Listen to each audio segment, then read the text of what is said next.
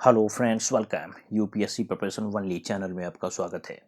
दोस्तों, Indian map का ये थर्ड पार्ट है और इसमें हम लोग जो केंद्रीय उच्च भूमि है उसको कवर करेंगे। यहाँ पर ये अरावली पर्वत है, ये विंध्यन रेंज है और यहाँ पर छोटा नागपुर पठार है। इसके बीच में यहाँ पर राजस्थान, मध्य प्रदेश, उत्तर प्रदेश और छत्तीसगढ़ वाला जो ये रीजन है, जो भी पठारी हिस्सा है, तो उसी को केंद्रीय उच्च भूमि के नाम से जाना जाता है। यहाँ पर सबसे पहले एक जगह आपको यहाँ पर दिख रहा है, ये है पालनपुर और ये है दिल्ली।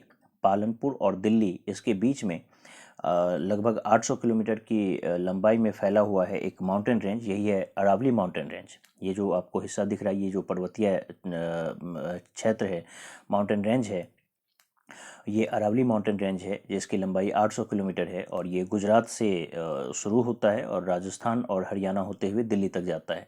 तो यहाँ पर ये 800 किलोमीटर इसकी लंबाई है और ये बीच में कई हिस्सों में बटा हुआ है। तो यहाँ पर जो है जो हिस्सा है इस अरावली पर्वत का, वो है माउंट आबू। माउंट आबू से लगभग 15 किलोमीटर के डिस्टेंस पर एक और माउंटेन रेंज है और इसका नाम है अरबुडा माउंटेन। ये वाला जो हिस्सा है जो कि 15 किलोमीटर दूर है माउंट आबू से, माउंट आबू अरावली पर्वत का ही एक हिस्सा है।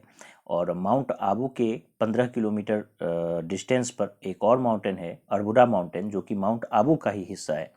और इस अरबुडा माउंटेन पर ही इसकी अरावली पर्वत की सबसे ऊंची चोटी अवस्थित है, जो कि गुरु शिखर है। यहाँ पर आपको दिख रहा होगा अरबुडा माउंटेन जो है 15 किलोमीटर दूर है माउंट आबू से। और इसी अरबुडा माउंटेन पर गुरु शिखर है जो कि 1722 मीटर जिसकी ऊंचाई है, 1722 मीटर। और इसी गुरु शिखर पर जो है दिलवारा का जैन मंदिर अवस्थित है। तो यहाँ पर कुल मिलाकर हम लोग ये देखें कि जो अरावली पर्वत है जो कि पालनपुर से दिल्ली के बीच फैला हुआ है, उसमें यहाँ पर जो हिस्सा है माउंट आबू, उससे उसके बगल में अरबुडा माउंटेन है और इस अरबुडा माउंटेन की सबसे ऊंची चोटी है गुरु शिखर। तो ओवरऑल अरावली पर्वत की सबसे ऊंची चोटी गुरु शिखर है, जो कि माउंट आबू पर अवस्थित एक तरह से बोला जाए। और उससे भी अगर आप मैक्रो लेवल पर जाएंगे तो फिर अरबुडा माउंटेन पर अवस्थित है गुरु शिखर। ठीक है, यहाँ पर अरावली पर्वत के विषय में हम लोग जान लें कि अरावली पर्वत जो है ये प्री पैलियोजोइक एरा में इसका निर्माण हुआ था। आपको याद होगा कि जब ज्योग्राफी में आपको बताया था तो pre Palaeozoic, Palaeozoic, Mesozoic, Cenozoic और नियोजोइक, इस 5 एरा में जितना भी कालक्रम है उसको हम लोग डिवाइड किए थे। Pre Palaeozoic, Palaeozoic, Mesozoic, Cenozoic और नियोजोइक। उसमें सबसे पहला जो था प्री पैलियोजोइक, तो प्री पैलियोजोइक एरा में हम लोग 2 पार्ट किए थे, पहला था आर्कियन और दूसरा था प्री कैम्ब्रियन। तो आर्कियन में मैं आपको बताया था कि कैनेडियन सिल्ट या लॉरेंशियन सिल्ट का जो निर्माण है वो हुआ है आर्कियन काल में, आर्कियन पीरियड में कैनेडियन सिल्ट या लॉरेंशियन सिल्ट का निर्माण हुआ। और उसके बाद जो दूसरा वाला काल है प्री कैम्ब्रियन, उसमें जो है अरावली पर्वत और धारवाड़ क्रम के चट्टानों का निर्माण हुआ। तो यहाँ पर लिखा हुआ है अरावली पर्वत का जो निर्माण है ये प्री पैलियोजोइक एरा में जो 2 पार्ट है, आर्कियन और प्री कैम्ब्रियन, तो इसमें प्री कैम्ब्रियन काल में इसकी उत्पत्ति हुई है, आर्कियन में इसकी उत्पत्ति नहीं हुई है, इसलिए यहाँ पर क्रॉस लगा हुआ है। ठीक है तो अरावली के पर्वत के विषय में आप लोगों को ये भी ध्यान में रखना होगा कि ये जो है प्राचीनतम अवशिष्ट मोरदार पर्वत का उदाहरण है। ये जो अरावली पर्वत है ये प्राचीनतम अवशिष्ट पर्वत है, मतलब ये प्रारंभ में इसकी ऊंचाई जिस समय इसका निर्माण हुआ था उस समय इसकी उत्पत्ति के समय ऊंचाई काफ़ी ज़्यादा रही होगी और बाद में अपरदन के कारकों के द्वारा जो है इसका टूट फूट की वजह से अब इसकी जो ऊंचाई है काफ़ी कम रही है। और साथ ही साथ ये इस क्षेत्र का जो है मुख्य जल विभाजक है। इसका मतलब है कि इसके पश्चिम की जो नदियां हैं वो पश्चिम वाले हिस्से में जाकर बहती है और पूर्वी हिस्से में जो भी नदियां हैं वो पूर्वी भाग में आकर बहती है। साथ ही साथ ये अरावली पर्वत मुख्य जलवायु विभाजक भी है। इसका मतलब है कि इसके पश्चिम वाले पार्ट में जो भी हिस्सा है उसकी जलवायु बिल्कुल शुष्क और अर्धशुष्क प्रकार की जलवायु है और इसके पश्चिमी पूर्वी हिस्से में जो भी जलवायु है ये उपार्द्र प्रकार की जलवायु है, मतलब आर्द्र जलवायु नहीं है लेकिन उप आर्द्र जलवायु है। तो ये सब कुछ हिस्सा है। साथ ही साथ यहाँ पर ये भी ध्यान में रख लीजिए कि ये जो हिस्सा है अरावली पर्वत, यहाँ पर चूना पत्थर, अभ्रक, तांबा, सीसा, इन सब खनिज पदार्थों की यहाँ पर प्रचुरता है। तो ये एक तरह से इस पूरे रीजन का, भारत के पश्चिमी हिस्से का जो रीजन है उसका एकमात्र ये खनिज संपदा से युक्त क्षेत्र है। तो ये सब कुछ हिस्सा हम लोग यहाँ पर देखें अरावली पर्वत के विषय में। अब यहाँ पर ये विंध्यन रेंज है, विंध्यन रेंज का जो हिस्सा है वो अगला पार्ट जब आएगा तो उसमें हम लोग इसको डिटेल में देखेंगे। बाकी यहाँ पर आपको यही ध्यान में रखना होगा कि केंद्रीय उच्च भूमि जो है विंध्यन रेंज के ऊपर में है, ये इसकी एक सीमा बनाती है, इसलिए यहाँ पर इसको दिखाना जरूरी था। अब अरावली पर्वत और विंध्यन रेंज के बीच में यहाँ पर आपको 5 पठारी हिस्सा दिख रहा है। ये जो पठार है ये है मेवाड़ का पठार, ये मालवा का पठार, ये बुंदेलखंड का पठार, ये बांधेरखंड का पठार और ये बघेलखंड का पठार। तो एक एक करके आते हैं। ये जो मेवाड़ का पठार है यहाँ पर आपको दिख रहा है कि मेवाड़ का पठार जो कि इस राजस्थान में और मध्य प्रदेश इस दोनों हिस्से में यहाँ पर आपको दिख रहा है ग्रीन कलर से, जो भी यहाँ पर डिवाइड किया गया है ये स्टेट है। तो जो मेवाड़ का पठार है ये राजस्थान और मध्य प्रदेश इन दोनों राज्य में इसका विस्तार है। और यहाँ से आप जैसे कि देखिए कि ये अरावली पर्वत है, यहाँ से पश्चिम की ओर लूनी नदी निकल रही है जो कि बिल्कुल कच्छ के रन में जाकर उस ओर जा रही है, कच्छ के रन की ओर जा रही है। और ये जो है मुख्य रूप से इस अरावली पर्वत के पश्चिमी हिस्से में इसका बहाव है। उसी तरह से अरावली पर्वत से ही इस माउंट आबू के पास से एक और नदी आपको यहाँ पर दिख रही है, ये है बनास नदी। ये जो नदी आपको दिख रही है ये बनास नदी है और ये बनास नदी इस चंबल नदी की सहायक नदी है। तो चंबल नदी में आकर मिल रही है बनास नदी।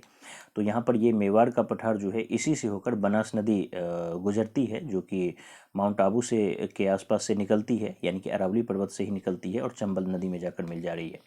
फिर यहाँ पर जो दूसरा एक पठार है ये मालवा का पठार है। मालवा का पठार यहाँ से एक नदी आपको निकलती हुई दिख रही है, यही है चंबल नदी। चंबल नदी जो है यमुना की सहायक नदी है और यमुना गंगा की सहायक नदी है। आप यहाँ पर देखिए बनास जो है चंबल की सहायक नदी है और चंबल यमुना की सहायक नदी और यमुना जो है गंगा की सहायक नदी है। जब हम लोग रिवर वाला हिस्सा कवर करेंगे तो उसमें इसको डिटेल से देखेंगे। यहाँ पर फिलहाल ये मालवा का पठार है, मालवा के पठार से ये चंबल नदी निकल रही है, इसको ध्यान में रखना होगा। और इसके विषय में याद रखिए कि ये जो मालवा का पठार है ये बसाल्ट चट्टानों से निर्मित है। बसाल्ट चट्टानों से निर्मित होने का मतलब ये कि जब बसाल्ट चट्टान का अपरदन होता है तो ये काली मिट्टी में तब्दील हो जाता है। तो यहाँ पर काली मिट्टी पाई जाती है और काली मिट्टी या रेगुर मिट्टी जहाँ भी पाया जाएगा, काली मिट्टी को ही रेगुर मिट्टी भी बोलते हैं।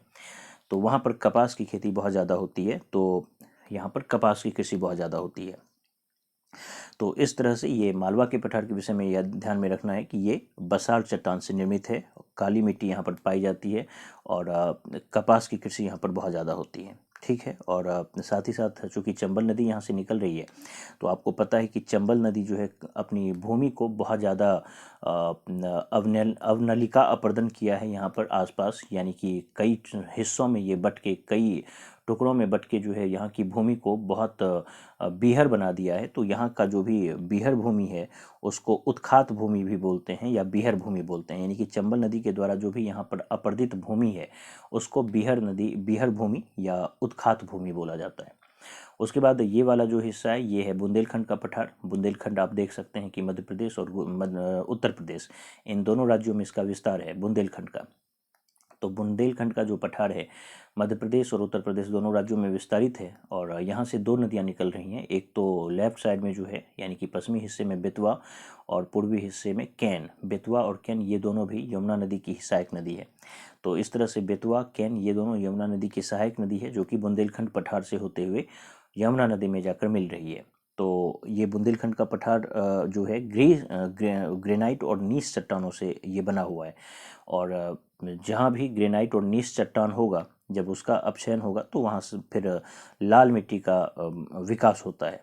तो यहाँ पर जो है ये चूँकि बुंदेलखंड का पठार जो है ये चूँकि ग्रेनाइट और नीस चट्टानों से बना हुआ है इसलिए यहाँ पर लाल मिट्टी जो है वो पाई जाती है और जहाँ जहाँ लाल मिट्टी पाई जाएगी वहाँ अगर अत्यधिक वर्षा होगी तो वहाँ पर ही लेटराइट मिट्टी पाई जाती है। ये ध्यान में आपको रखना होगा कि जहाँ कहीं भी ग्रेनाइट या जो भी चट्टान ग्रेनाइट या नीस से बना है तो वहाँ पर लाल मिट्टी आमतौर पर पाई जाएगी, लेकिन अगर वहाँ पर वर्षा नहीं होती है तो लाल मिट्टी ही रहेगा और अगर वहाँ पर अत्यधिक मात्रा में वर्षा होती है तो फिर वहाँ पर वही लाल मिट्टी फिर लेटराइट मिट्टी में तब्दील हो जाता है। सॉइल वाले चैप्टर में आप इसको अच्छे से पढ़ सकते हैं।